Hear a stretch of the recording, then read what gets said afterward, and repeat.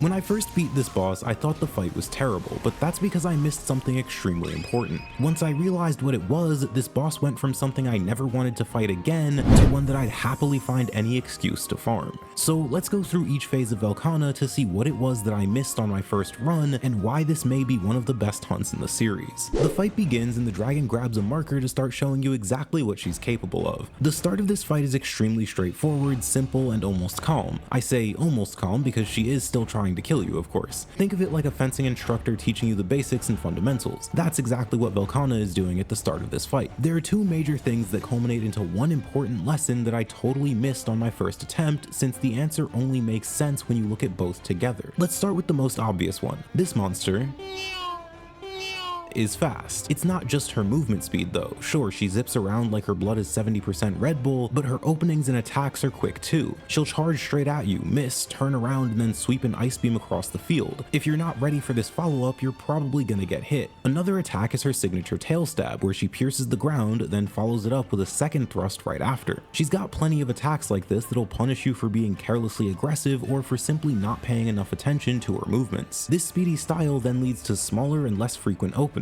She's not Rathian where she'll just stand there and take hits while stumbling all over the place. No, she's constantly moving. This forces you to really take advantage of those small openings that you get and to be clever and calculated in how and when you choose to approach. The next thing you'll notice is how precise the entire fight feels. There are so many attacks here that you can just sidestep or position yourself in such a way that you're just barely out of range. And remember, because the openings are so small, you're gonna have to do this. You really can't afford to wait for large openings. Equally, you shouldn't run far away to dodge, since if you do that, you're not going to make it back in time to land some hits. But this only works so well because of how these attacks are designed. Let's go back to that ground stab from earlier. Both of these stabs have an incredibly small range. You don't have to go far out of the way to avoid them. You can easily dodge while staying close. This is a trend that you can see in nearly every single attack that Velkhana has. In what may be my personal favorite attack, she'll fly into the air and stab straight forwards with her tail. This attack feels so good to dodge explicitly because of how precise it is. Furthermore, it then leaves you with a wide opening to take advantage of. Her ice beam has a few variants, but one of them just goes in a straight line forwards. This, just like with the flying stab, can easily be avoided and quickly countered. These two together, the precision and ability to dodge all of her attacks with relative ease, along with the general speed and fast pace of this fight, point the player in one single direction. It's a direction that I missed, but maybe you can already see it. If not, let's talk about the ice armor mechanic, since it's there that it'll become pretty obvious.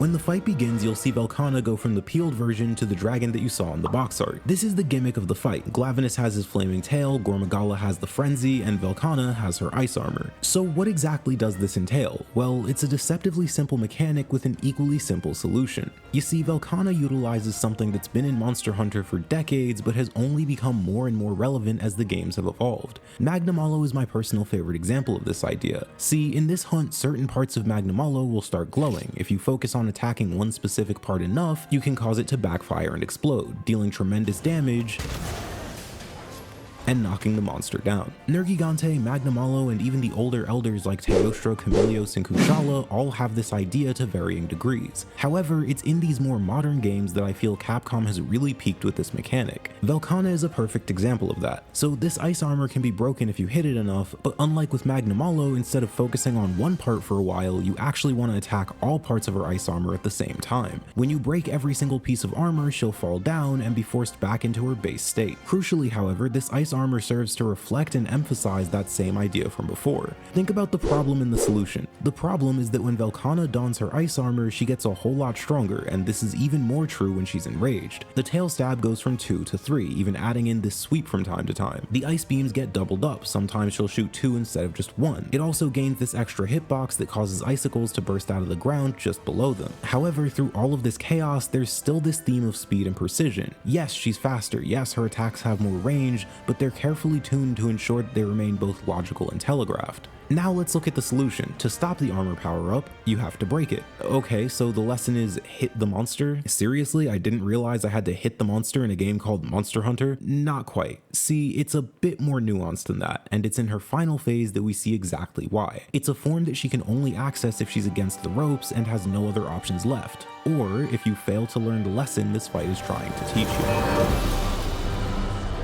This is phase 3, or technically phase 2, I don't know, it doesn't matter. This is far and away the most hectic and chaotic phase of the fight. It's also where you're forced to either learn the lesson or suffer.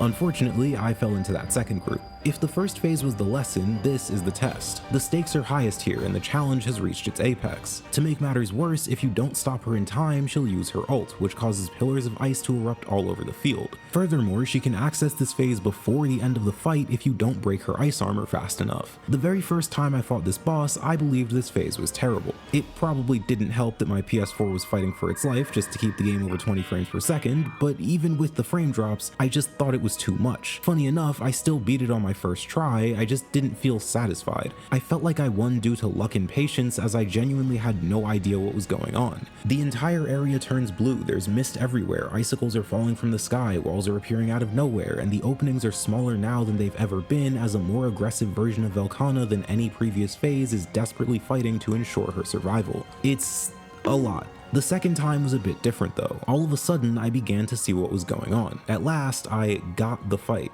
Nothing changed, it was the exact same hectic fight from before, but I started to realize that I was looking at it the wrong way. I failed to learn the lesson that Velkhana tried to teach me at the very start. I already knew how to beat this boss. I began to see through this unrelenting blizzard of attacks, and when I did, I finally understood what I was doing wrong. You see, if you're too far away from the monster, you can't take advantage of these small openings, and if you're too passive, those larger openings that you're waiting for will never come. Therefore, your only option left is to take the fight straight to Velkhana. This isn't just an offensive strategy either. This sweeping ice beam, for example, can be pretty tough to avoid. If you're caught out in front of the monster when she starts doing it, and you don't have anything to jump off of to avoid it, your only choice is to sprint straight at her since the range is far too wide for you to run away. This only acts to further incentivize you to stay close. I failed to stay close, which caused me to get overwhelmed by the sweeping beams and allow the ice walls to obscure my vision. I wasn't decisive in my approach, hoping for a larger opening where none existed. Finally, above all else, I assumed the monster was too aggressive, so I was not. Stay close, attack decisively, and most importantly, be as aggressive as you can. That's the lesson I failed to learn. Once you realize all of this in-game, something incredible begins to happen. See, Velkhana's ice armor is her upgraded form. She uses this when she needs to deal with an especially powerful threat, but as you begin to understand this fight, you'll quickly realize that armor isn't a defensive asset for Velkhana, but an offensive tool for the hunter. What truly makes Velkhana such an exceptional boss is that in spite of all of this chaos, the solution and path to victory in an almost backwards way is to confront this barrage head on and match her overwhelming storm of aggression with your own. Is Iceborne better than Sunbreak? What if I told you the two might be fighting for second place behind the true best Monster Hunter game? Well, here's a video on that.